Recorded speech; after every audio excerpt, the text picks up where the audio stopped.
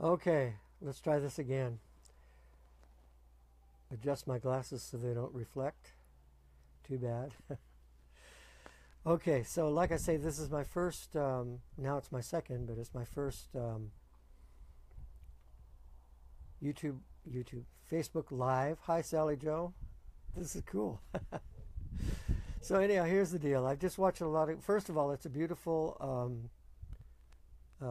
day up here in Valley Springs, California, up in Northern California here with my friend Paul Coca, who goes on the road with me. And we have a lot of fun on the road serving the Lord. We go do street ministry. I'll be out in, where we're going to be this weekend, Saturday, tomorrow. No, Saturday we'll be in, what do they call that? Something Square, not Union Square.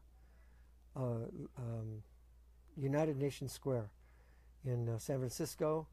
And then I do a home meeting Saturday night up here in the Manteca area. And then I guess I'm supposed to look up here in the camera. But anyhow, to get back to it here as we gather a few people here, and I'm going to open it up for questions and answers at the end, but I thought I'd do a little introductory kind of how I got into worship. Is first of all, I was started out, I was in the first, arguably the first Christian rock band in the United States, a group called Love Song. It's interesting to watch these comments come up. I got to keep from being distracted. Hi, Deborah Lee. And, you know, we weren't the first Christian rock music out there. When I became a Christian in 1970, Larry Norman's album was already out, and I got it in my hands, and it was such a cool looking album. It was on the Verve label. It was actually on a secular label. And it had the picture of this white-haired guy, you know, flying through the clouds like he was in the rapture. And I thought, how cool. And then I opened it up and played the album. There's such great music. And then I think Randy Matthews' album came out in 1971. Love Song came out in 1972.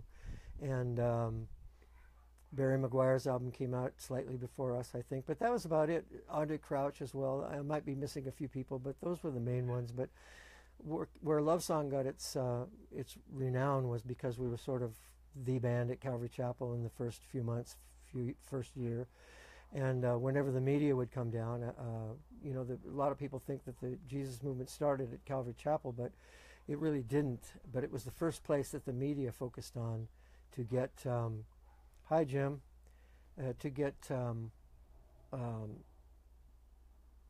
their stories and their video clips and all that. And so we were caught up in that media attention. We became pretty well known pretty quickly.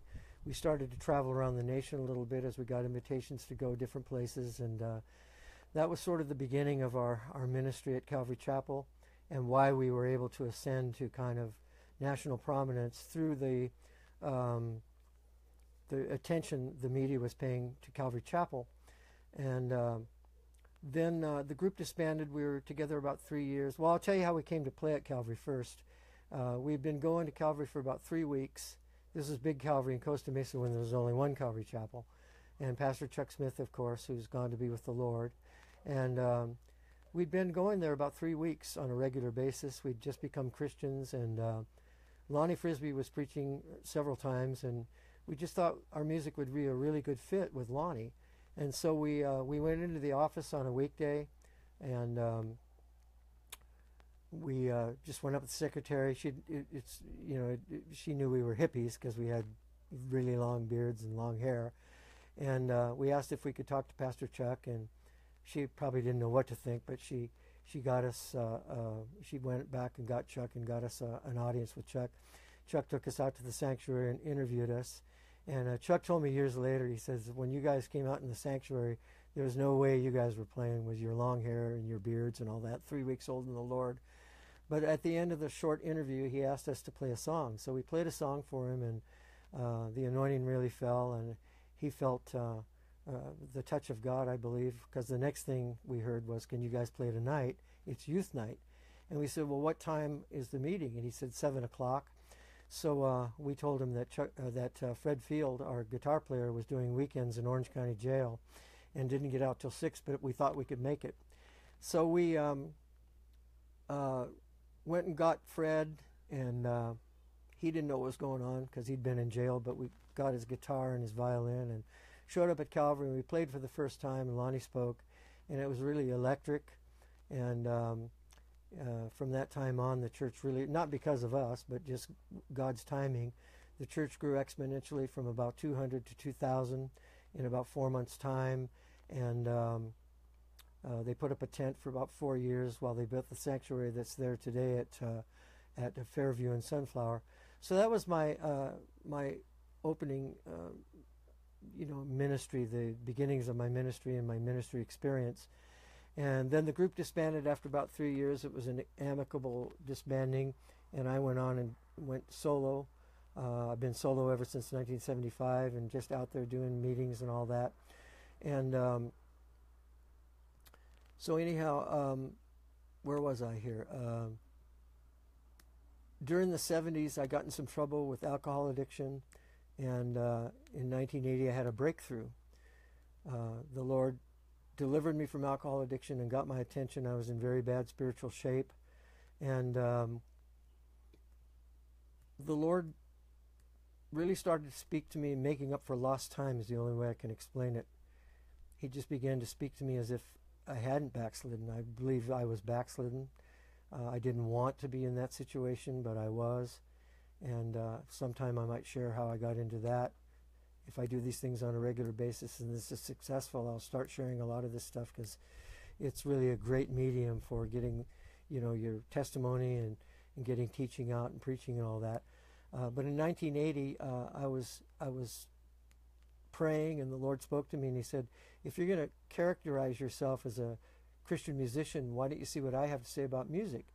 Well, I'd read a lot of stuff in the Bible about music, but I really didn't know that much about what the Bible actually said about music in any kind of a formal study. So I began to just, I didn't have any resources really. Everything I got to read or listen to, people gave me. And I started with the Bible, and I opened up my concordance, and I looked up every scripture that I could find that could deal with music, and began to discover that music was always about worship in the Bible. For instance, I never found a scripture that validated the idea of music as entertainment. I don't think God's a legalist. I don't think He cares if we're entertained by music, but it's really not why He gave us the gift of music, why He wired us for music.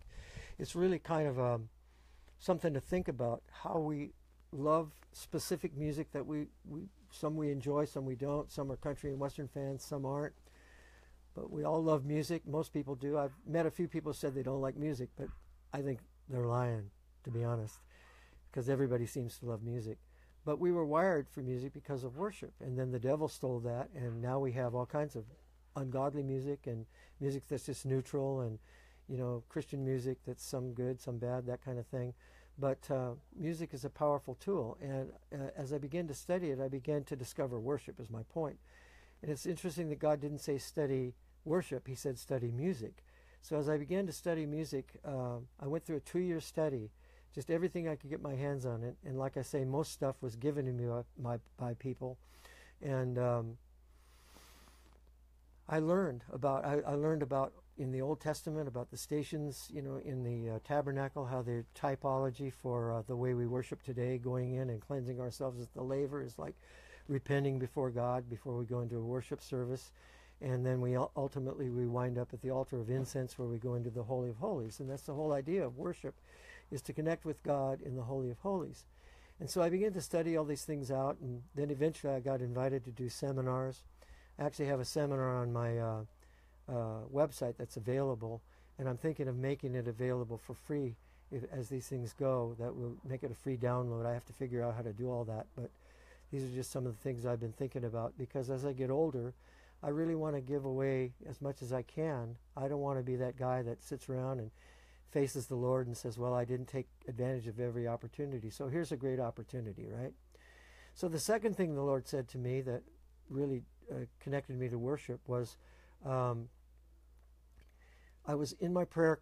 I didn't have a prayer closet really, but it was my music room. I lived in Northridge, California at the time, and I converted my garage into a music room. I had a piano out there, and I used to go out there and pray.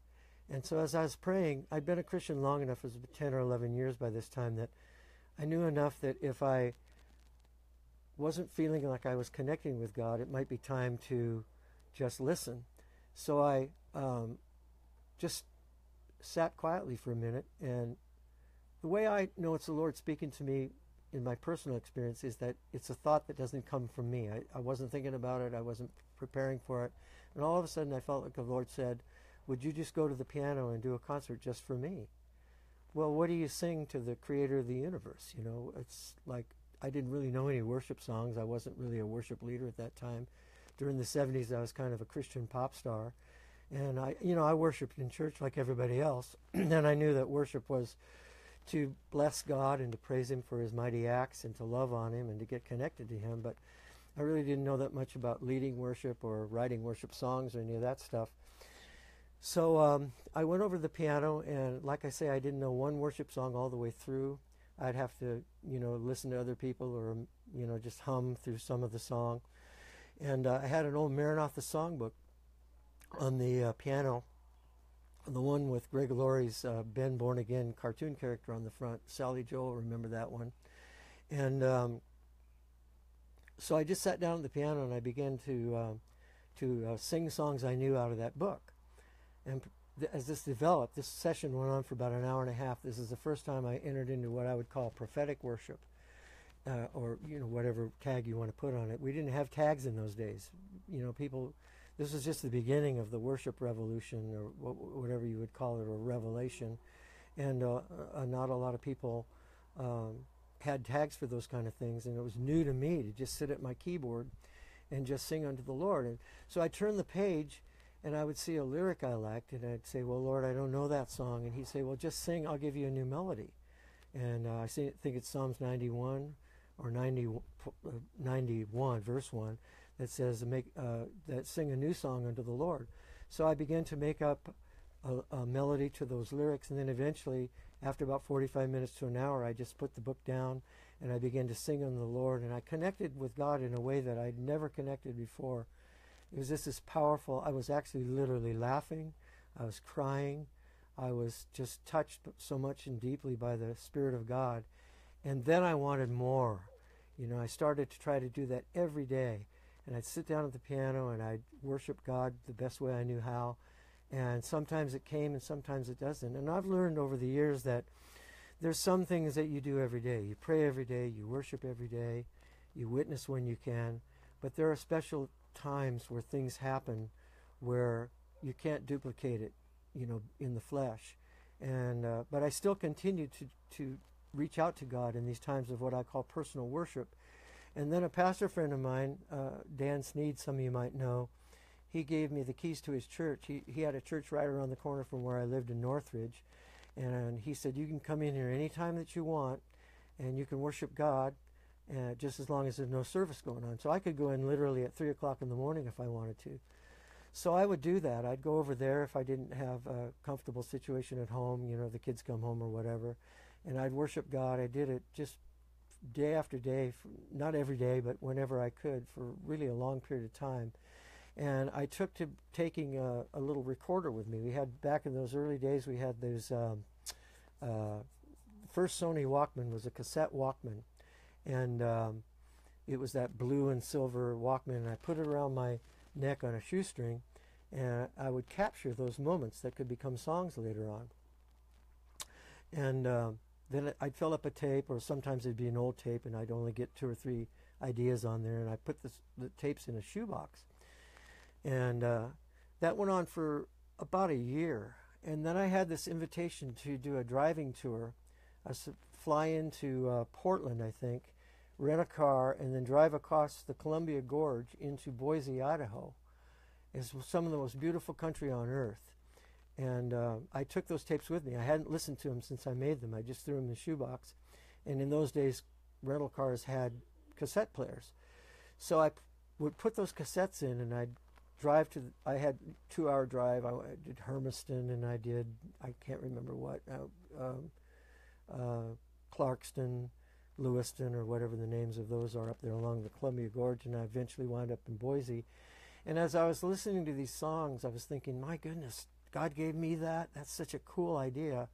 And then I started to sing those songs in my concerts.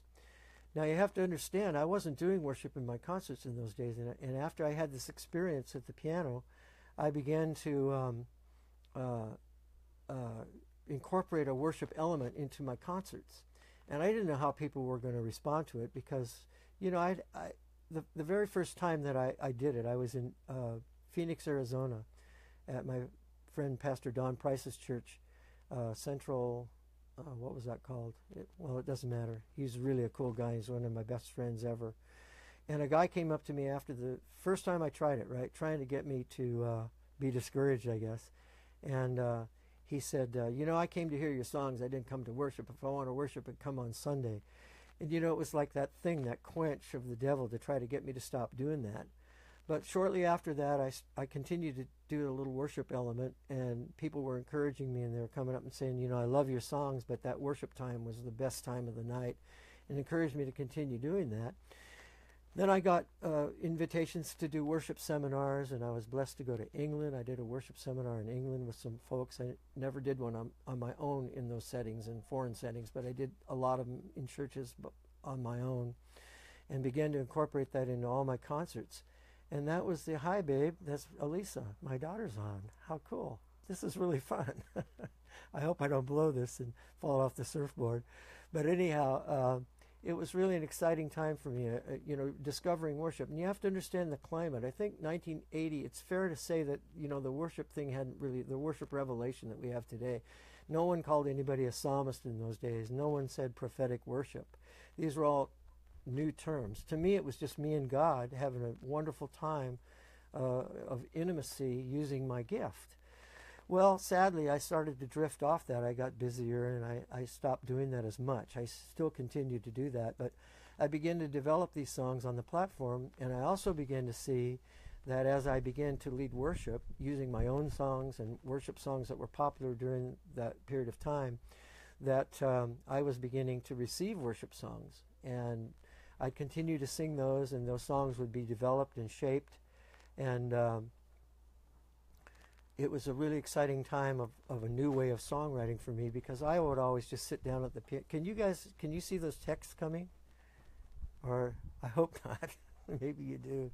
I'll have to learn how to shut off the texts. But it was a time of revelation for me. When people ask me about this period of my life, I say it was a time of a revelation of worship in my life. And it was life-changing for me. It was just an incredible experience to use my gift to dig in deeper than I'd ever been with God. And then I began to develop these songs, and eventually decided that I should record them. And so I began plans to do this album called Voice of the Wind, which would be a capture of a live worship time, where I would do my songs, and then I hadn't really written any. By the time I got to record, hadn't really written any actual worship songs of my own yet. I was beginning to develop some, but I thought this is really a really great experience for people. And so I tried 3 different ways to record these songs. First time I tried it was in a studio called Peace in the Valley out in Arleta, California. A friend of mine, Joe Bellamy, owned the studio, and a lot of Christian albums were, if you look at some of your Christian albums on the back, you'll see Peace of the Valley Studios.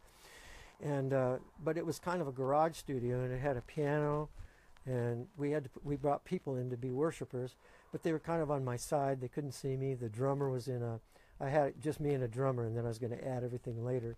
And the drummer was in a booth. I couldn't see him. I couldn't really. Hi, Dave Bergen. Love to come back to Kelowna soon. And so it didn't really succeed, but I did get a couple of things that eventually went on the album. Then the second thing I tried was to be all alone in the studio. And so this was not, yes, it was Peace in the Valley. And so I asked Joe, I said, show me how to shut the door, and lock it up, and I want everybody to leave, including you. So I came in about 10 in the morning and just made myself available. I just sat there for a while. I was at the piano, and he'd moved a remote control out to the piano so I could start the probably 16-track, maybe 24-track machine, 2-inch tape. when I had an inspiration. And I'd try, and nothing would happen. And I'd try again. I'd wait a little while, and I'd pray. So I did that literally for about 12 hours. And about 2 in the morning, it was time to go home. And I just thought, well, this isn't working. I'm just going to go home. I didn't get a thing. It's like going fishing and you don't get a bite, right? So I went home. I went out to the piano to shut everything down. And I felt like the Lord said, put my hand on the piano. And I hit this minor chord. Kind of touches me to think about it because it was such a powerful moment. And it was this minor chord. And I had that little string pad that I use in live performances. And I began to sing this song. And it was late last night, I saw you standing there. And as the lines began to unfold, there was line upon line. Because a lot of times now when I get prophetic songs, they're telegraphed. I kind of know where I'm going, and I do prophetic singing, but it's kind of like I'm ahead of it in my mind. But this was like, wow, Australia. Hi, Betty. This was like line upon line. So I'd sing there, I'm back. I thought I put this thing on. Hang on a minute.